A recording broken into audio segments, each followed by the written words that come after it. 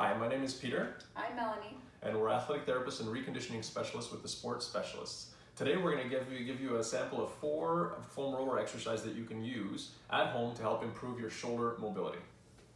So the first one Mel's going to do, which is a popular one that a lot of people have like and seem to enjoy, is basically put the foam roller where the middle shoulder blades are, where her bra strap would be. The elbows tucked together so to expose some of the muscles that are between the shoulder blades, and basically roll back and forth, pretty much from the upper part of the shoulder blade to about the lower part of the shoulder blade and or the rib, where the rib cage ends.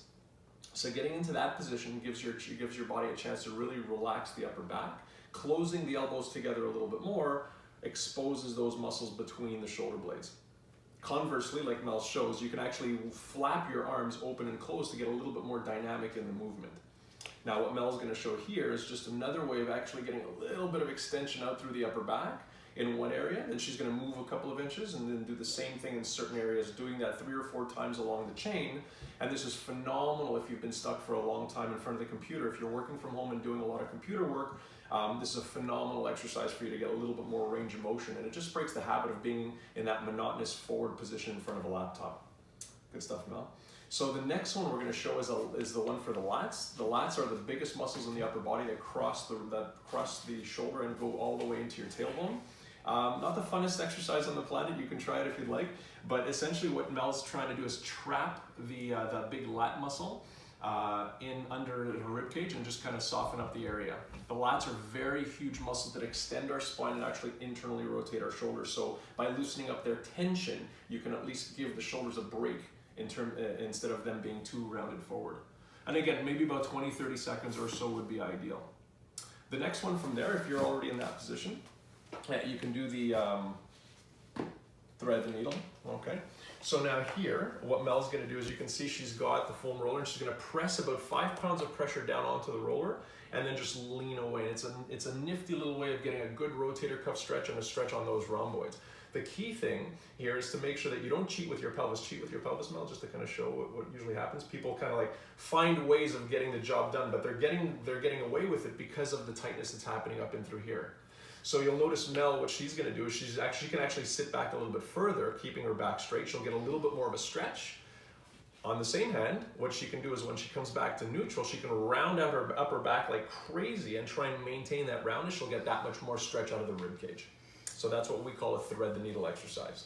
You want to make sure that you don't get any impingement though. So if you're feeling any pain, go a little bit less far, don't put as much pressure, and put the weight back on your heels so you're not putting so much load on your shoulders, because you should not have any pain while doing this.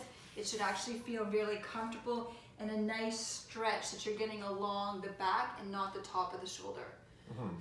And the next exercise, we call this an open book, rib pull. The foam roller is basically there to keep the upper body from, the lower body from moving away from the upper body. So what Mel's going to do is she's going to actually reach forward in front of her to give her that actual reach mobility out of the thoracic spine.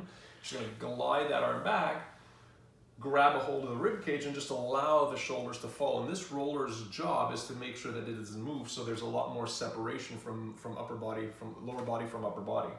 Big breathing here helps immensely. So think of your rib cage like an accordion, and when you take in air, the accordion opens up, and then you can move it more. When you exhale, the accordion closes in, you can't move it as much. So really use your breathing to get a lot more effective with this stretch. So I would inhale here, and then I will exhale as I open up. And with anybody experiencing any shoulder pain, having your arms right here is much easier than when we're some people are laying their arms out in this position. So this is putting a lot of strain on the arm, and then sometimes people with the shoulder going forward like this is not, and it's very painful actually. So I'm actually having a bit of shoulder impingement or the tendonitis already.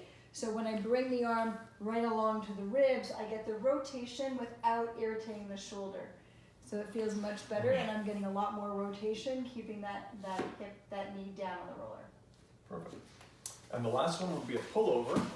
So feet up on a wall at about a 90-degree angle and grabbing a hold of that foam roller. Now, if you don't have a foam roller that's this small, you can always chop up on a bigger one or get one that's a little bit smaller, but you can always use something that you can hold on to about a shoulder width apart.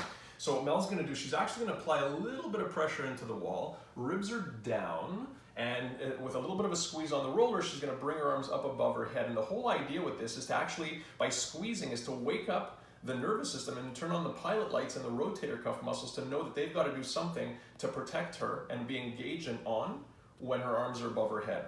The whole idea about keeping the ribs down is if she doesn't keep her ribs down, this becomes way too easy for her, right? So oftentimes we'll see shoulder impingements because the cage, the thoracic cage and the rib cage is just too darn tight for people, and they have gotten away with it for a while, but that expresses itself into shoulder pain and shoulder impingements. Good job, Mel. So if you're experiencing any type of shoulder pain or soreness or tendonitis that way, whether it's hip, back, or anything, give us a shout and we'll be glad to help out. Thank you.